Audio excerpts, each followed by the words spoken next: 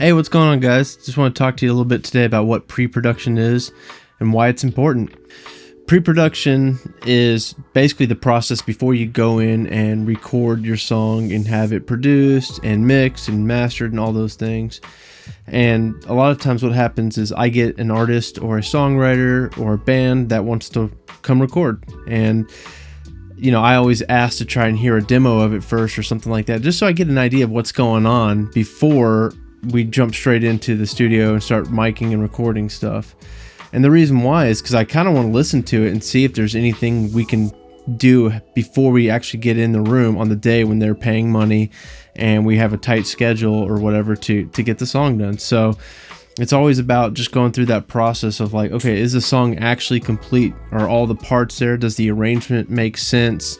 And the reason why that's so important is because if you put the time in before you actually go and try to record it and perform it and everything like that, you can make sure that everything is good to go for your song, such as, like I had mentioned before, the arrangement.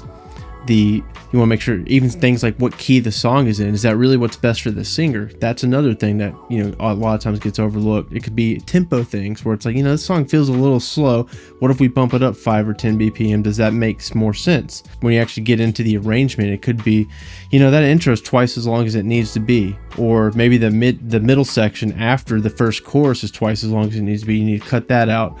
Things like that to kind of just trim the fat and tighten up your song and make it a little bit more polished. And there's a lot more examples of all those little things that happen. But when you go through that whole process of what all these different elements are and how do I know that my song's ready to go in and actually record, it makes the experience a lot better and more productive.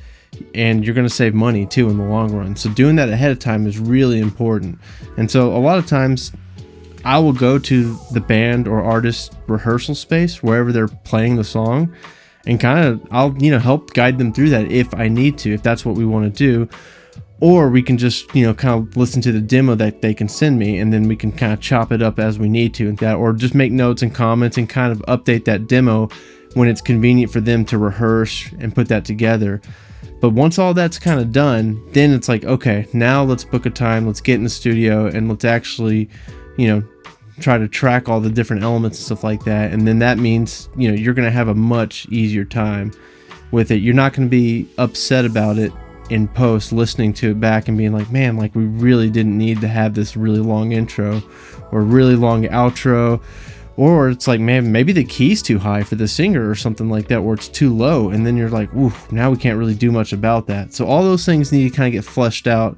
I hope that kind of helps you guys get a better understanding of what it is and why it's important before you actually move forward with your song or your project. All right. Thanks, guys.